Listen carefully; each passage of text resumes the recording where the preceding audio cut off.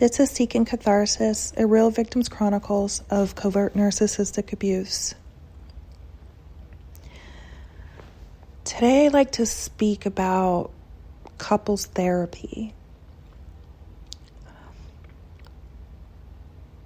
My husband and I started our couples therapy sessions shortly after I relocated back to the city where we live.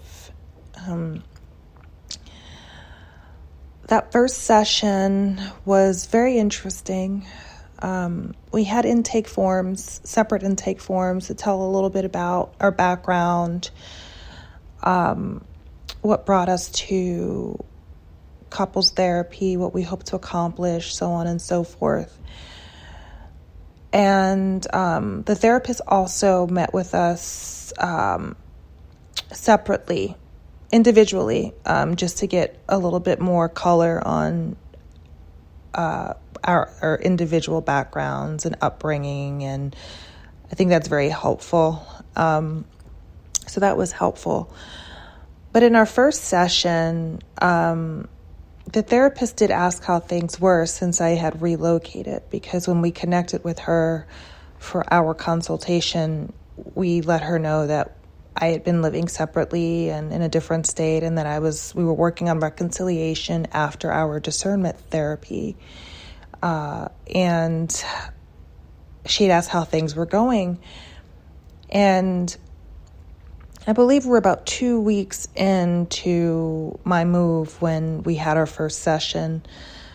And I let her know that things weren't going great, that my husband had only managed to carve out no more than 2 hours at a time with me for no more than 3 times a week, and that he was not doing the check-ins or seeming to be interested in spending any time really with me.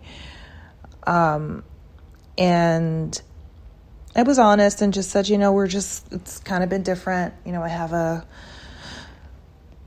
place to work here in this building that I'm in, and, I've been feeling pretty good separately, but, our time together doesn't seem that great.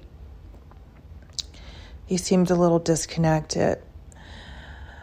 And she asked my husband, how it felt, or why, how he felt about that, and how it felt for him to hear that. And he immediately made a comment that was to the effect of, well, if you're constantly being called a cheater and a liar, it starts to not have an effect on you anymore, and you don't want to deal with it, or something that didn't make any sense, wasn't in response to anything I had said, and immediately put him in a victim mode.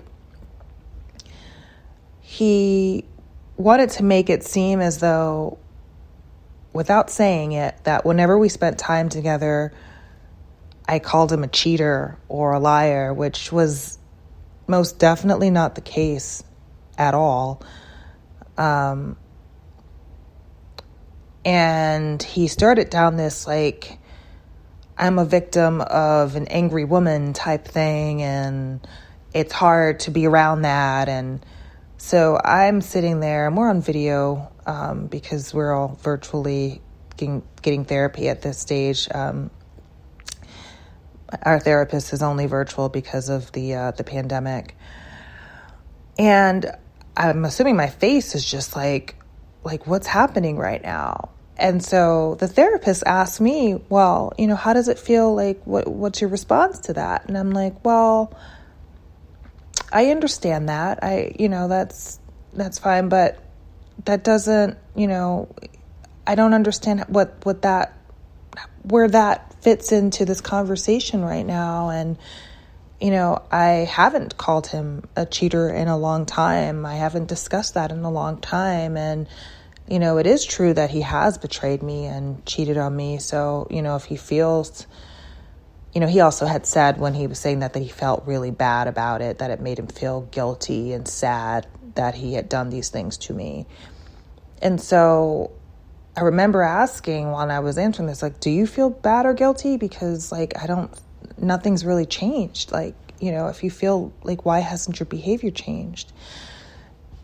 And then the therapist cuts me off and says, do you see what just happened here?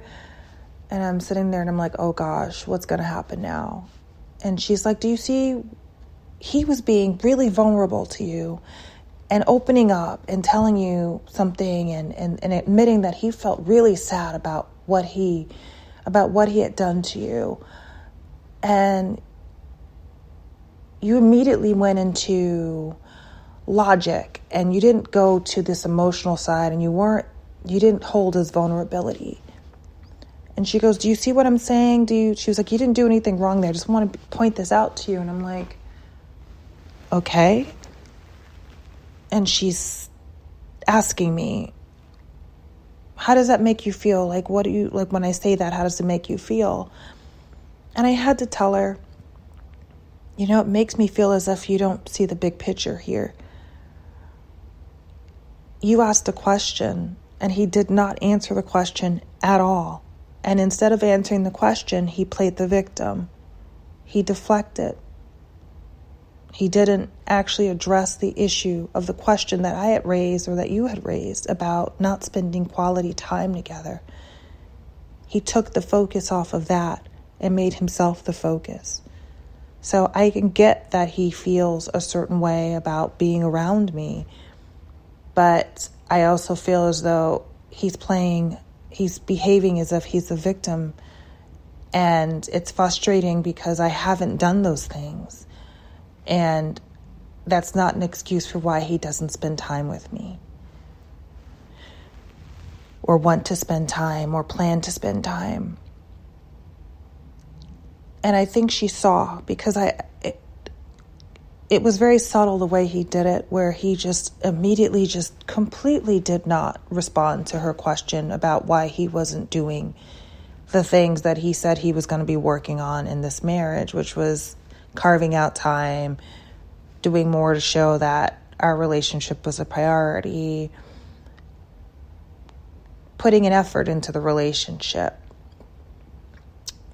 And so when he finally answered the question, which he did say, oh, yes, please answer that question.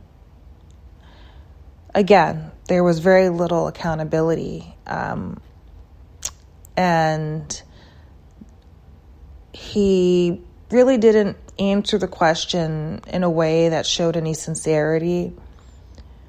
He essentially made it clear that when he was kind to me in the past, when he checked in the past, the things that I was used to in our relationship, basic things, nothing over the top. We're not talking designer bags, designer shoes, lobster dinners. We're talking texting and calling throughout the day to check in and let me know he's thinking of me, even when we are in business together, on emails together, on conference calls and meetings with people.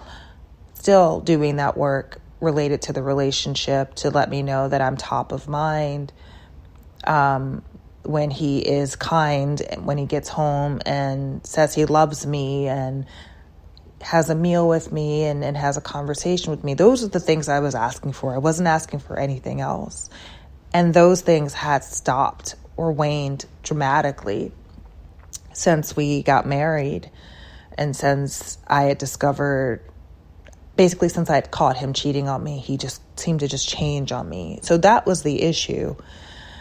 And so he just pretty nonchalantly just responded, well, yeah, I did all of those things because I just did that so that she wouldn't be wondering where I was. I did that to basically CYA, to make sure that she wasn't aware of the things I was doing.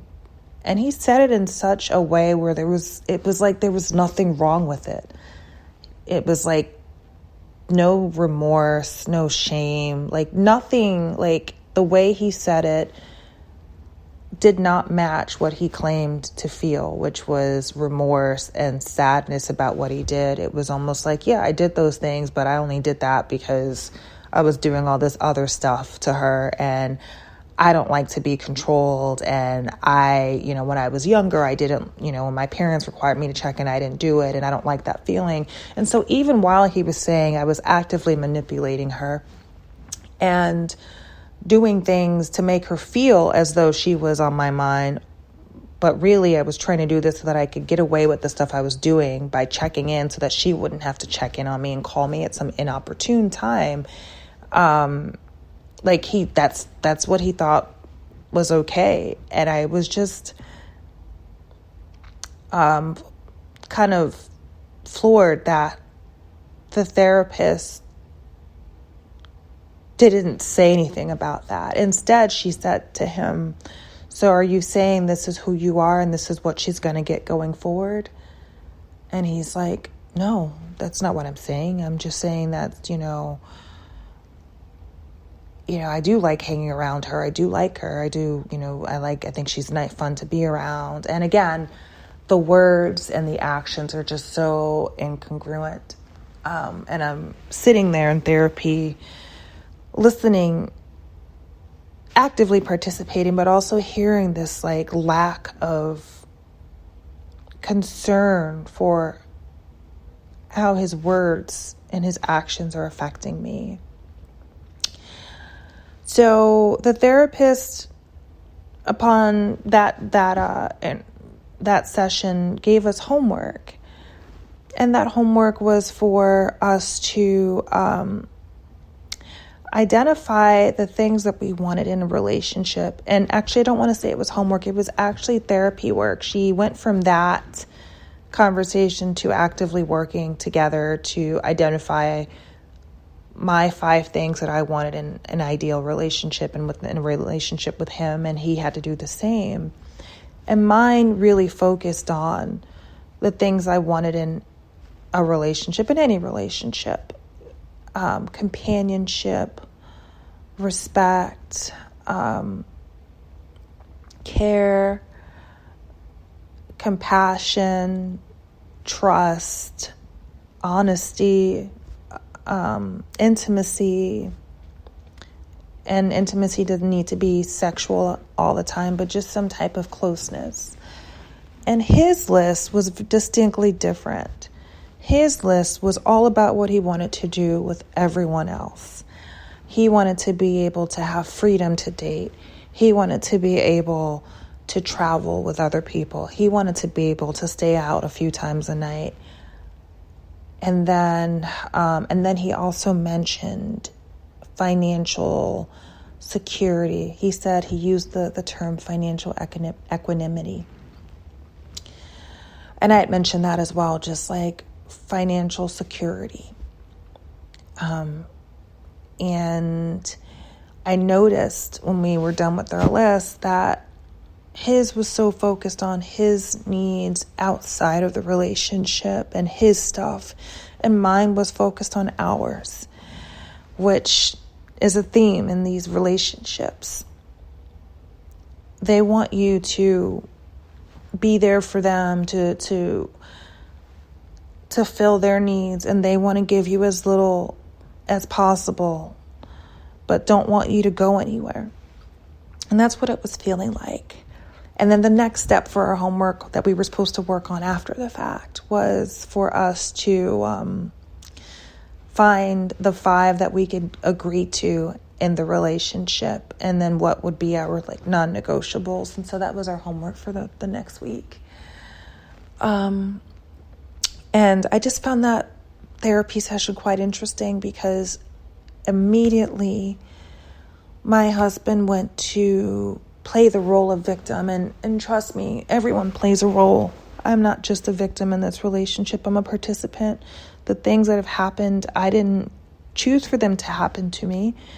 I didn't deserve them, but there are things that I probably did that contributed to this. And, I can't say that I'm just a victim. I am an active participant, although I didn't know about the deception and the lies and the cheating. I did relinquish some of my financial stability. I did put a lot of trust in the relationship. I did I did. And if you're in a normal and healthy relationship,